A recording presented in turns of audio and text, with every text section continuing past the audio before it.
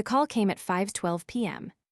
I remember the exact time because I had just glanced at the oven clock, watching the seconds blink as I debated whether the lasagna needed 5 more minutes or 10. It was supposed to be a quiet evening, one of the rare ones where everything felt almost normal. My son, Ethan, had been laughing in the living room just minutes earlier.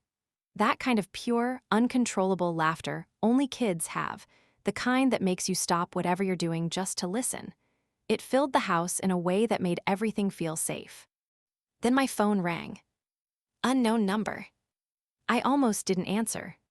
"Hello?" I said, pressing the phone between my shoulder and ear as I wiped my hands on a towel. "Is this Mrs. Carter?" The voice was urgent, professional, too controlled. "Yes." "This is Officer Daniels. There's been an accident involving your son." Everything after that blurred into a series of words that didn't feel real. Accident. Severe. Ambulance. Airlifted. Trauma center. I don't remember hanging up. I don't remember turning off the oven. I don't even remember grabbing my keys.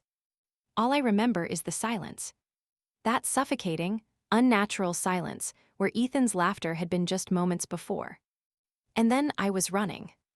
The hospital smelled like antiseptic and fear. That's the only way I can describe it. It hit me the moment the automatic doors opened, sharp, sterile, and cold. Like the building itself was trying to prepare you for bad news before anyone had to say it out loud. "Ethan Carter," I gasped at the front desk. "He was airlifted. He's my son, please." The nurse didn't waste time. She'd seen that look before. Panic. Desperation. The kind that comes from knowing something is terribly wrong but not knowing how bad. "Trauma unit," she said, already picking up the phone. "Have a seat, we'll get someone for you." Have a seat. Like sitting down was even possible. I paced instead, back and forth, my hands wouldn't stop shaking.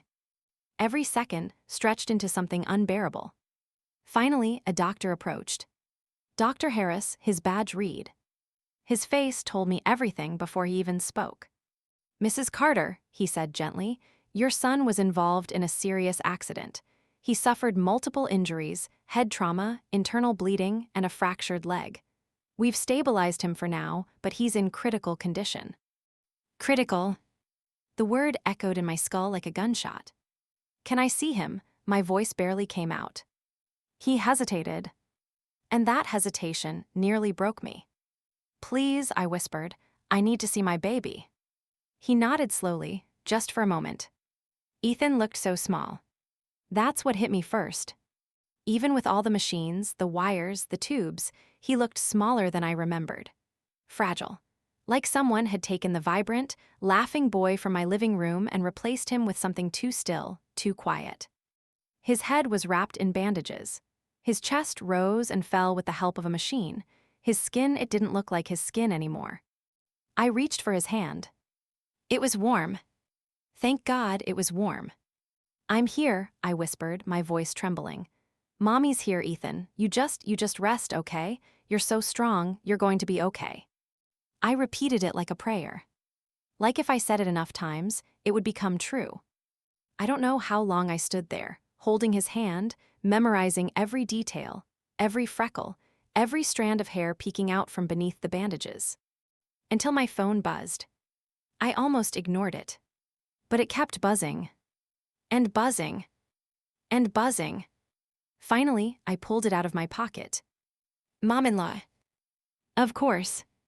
I hesitated before answering. "Hello." "Well, finally," her voice snapped through the line. "I've been calling you for the past 15 minutes. Where are you?" I blinked, confused by the sharpness in her tone. I'm at the hospital." "Hospital," she repeated as if the word annoyed her. "Why?" I felt something inside me tighten. Ethan was in an accident. He's in critical condition. He was airlifted. "Oh my God," she cut in, but there was no real concern in her voice, just irritation. Today of all days. I frowned. "What?" "You forgot, didn't you?" she said, her voice turning cold. "Tonight is your father-in-law's birthday dinner." For a moment, I thought I'd misheard her. "I what?" "We've had this planned for weeks," she continued. The whole family is here. Your husband is already on his way. Where are you? I looked at my son. My child. Lying in a hospital bed, fighting for his life. And then I listened to her voice. Sharp. Impatient. Demanding. I told you, I said slowly, my voice shaking with disbelief. Ethan is in critical condition. Yes, you've mentioned that, she snapped. But you can't just skip something like this. Your father-in-law will be devastated. I felt something crack inside me. Devastated, I repeated. My son might die. There was a pause. A brief one. And then she said it. If you miss this dinner, her voice turned icy, you're dead to us. Silence filled my ears. Not the peaceful kind. The kind that roars. I pulled the phone away from my ear, staring at it like it had just burned me. Dead to us. I looked back at Ethan. At his tiny hand wrapped in mine. At the machines keeping him alive. And something inside me shifted. Not fear. Not panic. Something else. Something colder. More solid. More certain. I brought the phone back to my ear. Then I guess I'm dead, I said quietly. And I hung up. I didn't cry. Not then. Not yet. There would be time for that later. Right now, I had one job. One purpose. Stay with my son. Be his anchor. His voice. His fight. I pulled a chair up beside his bed and sat down, never letting go of his hand. Don't worry, I whispered softly. I'm not going anywhere, not for anyone. The machines beeped steadily. A fragile rhythm. A reminder that he was still here. Still fighting. And I would fight with him. No matter who I had to lose along the way. Hours passed. Or maybe minutes. Time didn't feel real anymore. Doctors came in and out. Nurses adjusted machines. Words floated around me, monitoring, stabilizing, wait and see. Wait and see. The cruelest phrase in the world. My phone buzzed again at some point. I ignored it. Then again. And again. Finally, I glanced at it. Messages. From my husband. From his mother. From numbers I didn't even recognize. I opened one. Husband asterisk, where are you? Mom says you're not answering. Everyone's asking. I stared at the screen in disbelief. He knew. He knew our son was in the hospital. And he was texting me about a dinner. My hands trembled as I typed back. I'm at the hospital. Ethan is in critical condition. The response came almost instantly. I know, but Mom is really upset. Can you at least come for an hour? Something inside me went completely still. Not shattered. Not broken. Just still. Like the moment before a storm hits. I looked at Ethan again. At the rise and fall of his chest. At the machines that were doing everything they could to keep him alive. And I realized something I hadn't wanted to see before.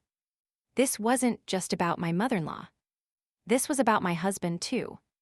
The man who was supposed to stand beside me. Who was supposed to choose us. Choose his son. And yet, he was asking me to leave. For a dinner. I set the phone down slowly. Very carefully.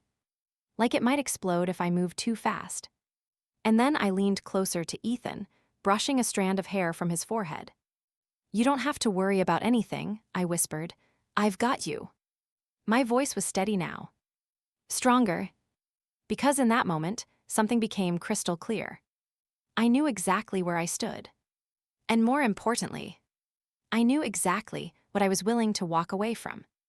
At 9:47 p.m., a nurse came in with an update. There's been a slight improvement, she said gently. The bleeding has slowed and his vitals are stabilizing. It's still critical, but this is a good sign. A good sign. I clung to those words like a lifeline. Can I stay with him overnight? I asked. She smiled softly. Of course. I nodded, swallowing the lump in my throat. Thank you. As she left, I looked back at Ethan. See that? I whispered. You're already proving them wrong. My phone buzzed again. I didn't look at it. I didn't need to. Because whatever was waiting on that screen. It didn't matter. Not anymore. But I had no idea that the real betrayal hadn't even begun yet. At 11:12 p.m., the doors to the ICU opened. And everything changed. I heard the footsteps before I saw them. Familiar. Confident. Approaching fast. My stomach tightened instinctively. And then, he appeared. My husband. Standing in the doorway. But he wasn't alone. Behind him was his mother. And the look on her face wasn't worry. Wasn't fear. Wasn't even anger. It was something far worse. Something calculated. Something cold. She stepped into the room slowly, her eyes scanning everything. The machines, the monitors, Ethan's fragile body. And then she looked at me. Her lips curved into a tight, controlled smile. "Well," she said softly, "this is inconvenient." And in that moment, I knew. This wasn't just going to be a fight. This was going to be a war. And I was done playing nice. Because they had just made one very big mistake. They thought I would choose them over my son. They were wrong. And before this night was over, they were going to regret it. Deeply. Very, very deeply. The moment my mother-in-law said the word, inconvenient, something inside me snapped into perfect clarity. Not rage. Not panic. Precision. Like every emotion I had been holding back suddenly aligned into something sharp enough to cut through anything standing in my way. I stood up slowly from the chair beside Ethan's bed, never letting go of his hand. "Get out." My voice was quiet. Dead calm. But it carried enough weight that even the machines seemed to pause between beeps. My husband blinked. "What?" "You heard me," I said, my eyes locking onto his mother. "Get out." She let out a soft, humorless chuckle, stepping further into the room like she owned it. "Oh, please," she said, glancing around. "Don't be dramatic, we just came to see him." "No," I replied, "you came to control the situation." Her eyes flickered, just for a second. There it was. A hit. My husband stepped forward, lowering his voice like he was trying to reason with a child. "Babe, let's not do this here." I turned to him slowly. "Not do what?" I asked. "Cause a scene," he said, his jaw tightening. "My parents are just worried." "Worried?" I cut in, my voice rising for the first time. "Your mother told me if I missed a dinner while our son is fighting for his life, I'm dead to her." Silence. Heavy. Uncomfortable. He didn't deny it. He didn't look surprised. He just sighed. "She didn't mean it like that." That was the moment. The exact moment something inside me broke beyond repair. Not loudly. Not violently. Just permanently. "She meant it exactly like that," I said quietly. "And the fact that you're standing here defending her instead of standing next to me tells me everything I need to know." His mother crossed her arms. "This is exactly what I was afraid of," she said, shaking her head. "You always twist things, always make yourself the victim." I stared at her. "No," I said. "I'm the mother of the child in that bed. That's not victimhood, that's reality." She scoffed. "He's stable now, isn't he? The nurse said so. You're acting like he's." "Don't," I snapped. The word came out like a whip. Sharp, final. Even she froze. "Don't you dare minimize what he's going through," I continued, my voice trembling now, not with weakness, but with fury I was barely containing. "You weren't here when they told me he might not make it. You weren't here when I saw him hooked up to machines just to breathe. You weren't here when I thought." My voice cracked. I swallowed hard, forcing it back under control. "You don't get to walk in here and reduce this to an inconvenience." For the first time, her expression hardened into something openly hostile. "You've always been like this," she said coldly. "Emotional, irrational, it's exhausting." "And you've always been like this," I shot back. "Controlling, manipulative, and completely incapable of empathy." My husband stepped between us. "Enough," he said sharply. "This isn't helping anyone." I let out a bitter laugh. "No, what's not helping anyone is you asking me to leave my critically injured son for a birthday dinner." I said an hour, he insisted, frustration creeping into his voice. Just an hour, my dad.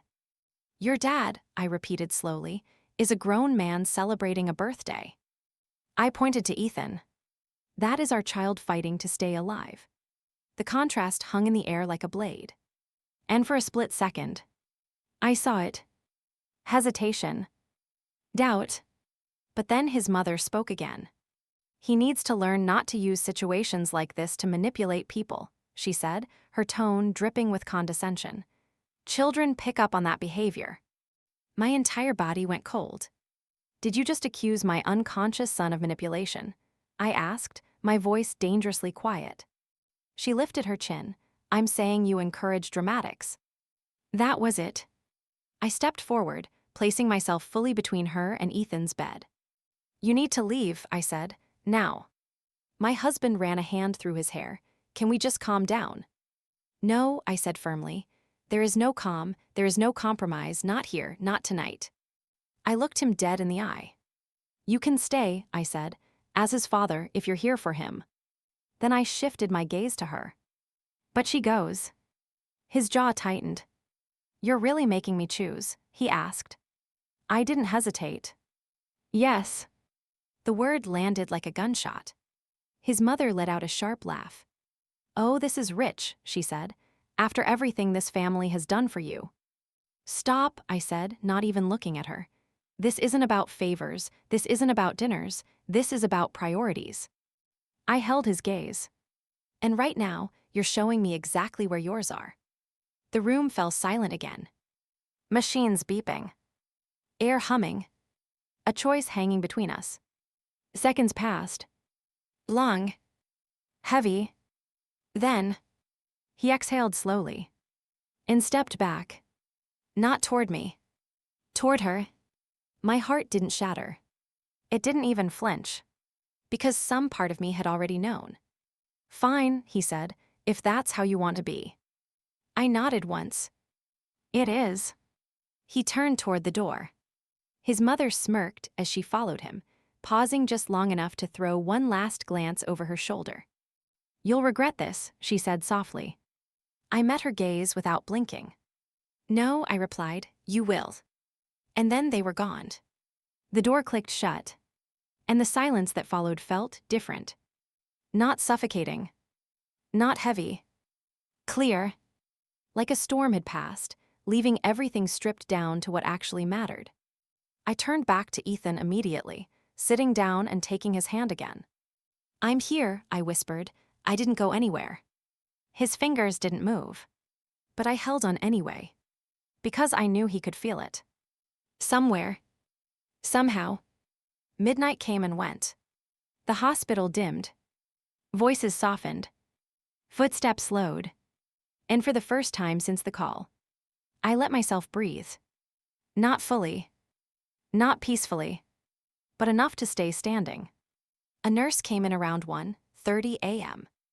You handled that well, she said quietly, adjusting one of the monitors. I looked up surprised. You heard that? She gave a small smile. These walls aren't as soundproof as people think. I huffed a tired breath. Sorry. Don't be, she said. You're protecting your child, that's your job.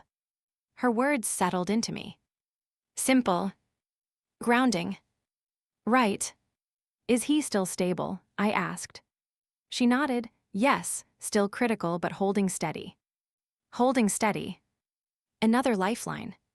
Try to get some rest, she added gently. You're going to need your strength. I glanced at the chair. At the bed. At Ethan. I'm not leaving him. You don't have to, she said, but even a few minutes with your eyes closed can help. I nodded slowly.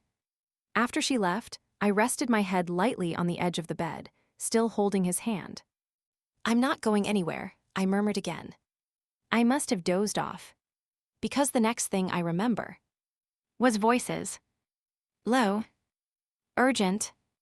Unfamiliar. My eyes snapped open. 2 doctors stood near the foot of Ethan's bed, reviewing his chart. Pressure is fluctuating again, one of them said. We might need to prep for surgery if it doesn't stabilize, the other replied. My heart dropped into my stomach. Surgery, I said, sitting up instantly. They both turned. Mrs. Carter, Dr. Harris said gently, we didn't mean to wake you. What's going on? I demanded, my voice already shaking. He stepped closer. There's some concern about internal bleeding we thought had slowed. It may be increasing again. The room tilted. What does that mean? It means, he said carefully, we're monitoring him very closely. If it worsens, we'll need to operate. Operate? The word echoed louder than anything before it. Is he going to be okay? I asked, the question tearing out of me. He didn't answer right away. And that silence, that hesitation, it was worse than anything. We're doing everything we can, he said. That wasn't an answer. And we both knew it. My phone buzzed again. I ignored it. Nothing outside this room mattered. Nothing. Until it buzzed again. And again. Relentless. I finally grabbed it, ready to silence it completely. But the screen made me freeze. Not my husband. Not my mother-in-law. A hospital number. Different from the one earlier. My breath caught. I answered immediately. Hello. Mrs. Carter, the voice said. This is the surgical team coordinator. We need your consent in case emergency surgery becomes necessary. My chest tightened. Yes, I said instantly. Anything, do whatever you have to do. We'll send the forms to your phone as well, she continued. But we need verbal confirmation. You have it, I said, my voice firm despite the fear clawing at me. Save my son. Understood. The call ended. My hands shook as I lowered the phone. Consent. Surgery. Risk. Everything was moving too fast. Too big. Too terrifying. But there was no hesitation in me. Not anymore. Not after tonight. Not after everything that had been revealed. I leaned closer to Ethan, brushing my fingers gently against his cheek. You hear that? I whispered. They're going to fix this. You just keep fighting, okay? A tear slipped down my cheek. The first one. I didn't wipe it away. I let it fall. Because this was real. This was everything. And somewhere deep inside me, a new realization took root. If he made it through this, if my son survived, nothing in my life would ever stay the same again. Not my marriage. Not that family. Not anything. Because tonight hadn't just shown me who they were. It had shown me who I needed to become. And I was ready. Even if it meant burning everything else to the ground. At 2:17 a.m., the alarms started going off. And the doctors ran in. Mrs. Carter, we need you to step outside, now.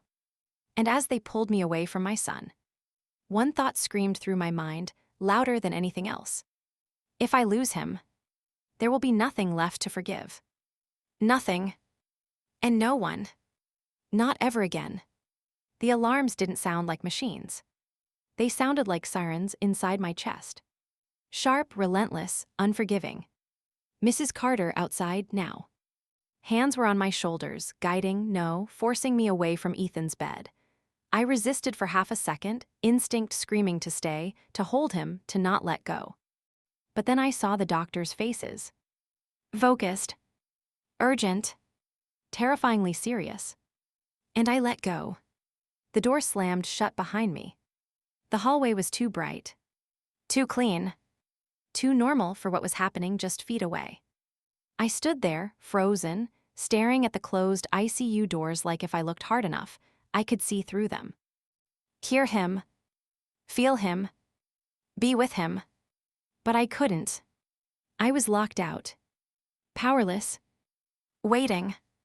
Minutes passed. Or hours. Time stopped making sense. Every second stretched like it was trying to break me. A nurse passed by. Then another. No one stopped. No one said anything. And the silence became unbearable. Please, I whispered, my voice cracking, please save him. My hands trembled as I pressed them together, not even realizing I was praying until the words were already spilling out. I'll do anything, just not him, not my baby. The doors finally burst open. A team rushed past me, pushing equipment, shouting instructions. And then, Dr. Harris stepped out. His gloves were stained.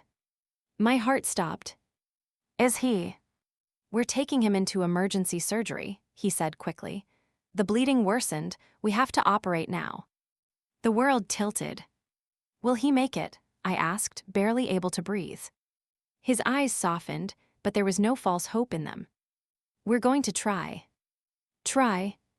That word hit harder than anything else, because it meant there were no guarantees. They rushed him past me. For just a second, I saw him. Small. Still. Fighting. Ethan, I cried, reaching out as they moved him down the hall. Mommy's here, I love you. No response. Just machines. And then, he was gone. The waiting room was colder than the ICU. Not physically. Emotionally. It was filled with people pretending not to look at each other, pretending they weren't all sitting there for the same reason. Fear. Loss. Hope hanging by a thread. I sat down slowly, my body finally giving in to the exhaustion. My hands felt empty without his. I stared at them. Still warm from him. Still remembering. My phone buzzed. I didn't want to look. But I did. Husband. Of course. I answered this time. Not because I wanted to. Because I needed to. What? My voice was flat. Mom said you kicked her out, he said immediately, no greeting, no concern. What the hell is wrong with you? I closed my eyes. He's in surgery. Silence. A beat. Then. What? Ethan, I said, each word like glass, is in surgery. Another pause. Longer this time. Is it serious? Something inside me twisted violently. You don't even know, I whispered. Mom said he was stable. Stable doesn't mean safe, I snapped. He's been critical this entire time. I could hear his breathing change. Shift. Reality finally breaking through, whatever version of events he'd been fed. Why didn't you tell me? He asked. The question hit me like a slap. Why didn't I tell you? I repeated, disbelief flooding my voice. I told you, you just cared more about a dinner. That's not fair. No, I cut in sharply. What's not fair is that our son is fighting for his life, and you chose to stand next to someone who called it inconvenient. Silence. Heavy. Then, I'm coming to the hospital, he said. I shook my head, even though he couldn't see me. No. What do you mean no? I mean, I said slowly, you don't get to walk in now and pretend to be the father of the year. That's my son too, he snapped. Then start acting like it, I shot back. My voice dropped. Cold. Final. But not here, not tonight. You can't keep me away. Yes, I said, I can. And I hung up. I didn't feel guilty. Not even a little. Because for the first time, I wasn't reacting. I was deciding. Hours passed. Endless. Brutal. Every time the surgery doors opened, my heart leapt into my throat. Every time it wasn't for me. It fell. Harder. At 5:46 a.m., Dr. Harris walked out. Alone. My entire body went numb. I stood up slowly, afraid to move too fast. Afraid the wrong movement might change what he was about to say. Mrs. Carter. His voice was careful. Measured. And for one horrifying second, I thought I knew. I thought this was it. The moment everything ended. He made it. The words didn't register at first. What? I breathed. He made it, he repeated, a small, exhausted smile breaking through. The surgery was successful. The bleeding has been controlled. The world rushed back in all at once. Sound. Air. Life. My knees gave out.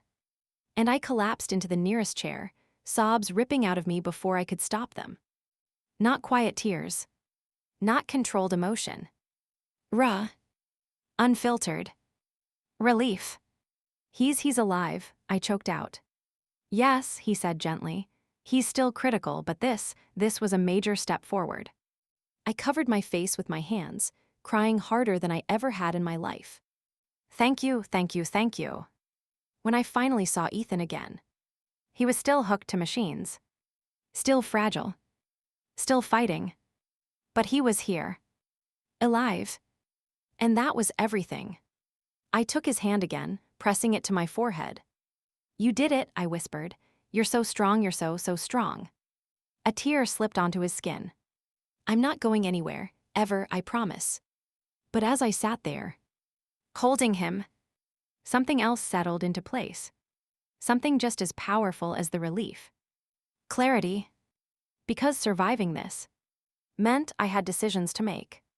At 9:12 a.m., my husband showed up anyway. I heard his voice before I saw him, arguing with a nurse. I'm his father. And I'm his mother, I said, standing up slowly. He turned, and for the first time since all of this began, he looked shaken. Really shaken. I didn't know it was this bad, he said. I nodded once. I know. He stepped closer. I'm here now. I held his gaze. And for a moment, there it was. The version of him I used to believe in. The one who would choose us. Fight for us. Be there. But then, I remembered last night. The dinner. The choice. The words. You're too late, I said quietly. His face fell. What? I needed you here, I continued. When he was first brought in, when I was alone, when I was scared out of my mind. My voice didn't shake. Not anymore. But you were. I'm here now.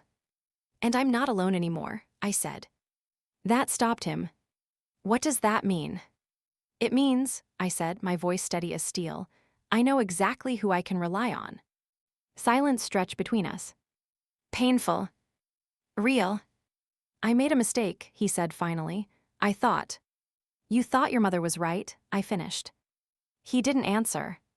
Because he couldn't. I took a slow breath. This isn't just about last night, I said. This is about every time you chose her over us, every time you dismissed me, every time you made me feel like I was second in my own family. That's not true. It is, I said, and last night just made it impossible to ignore. He looked like he wanted to argue. To defend. To fix it. But some part of him knew. There was no fixing this. Not like before. I'm done, I said. The words hung in the air. Heavy.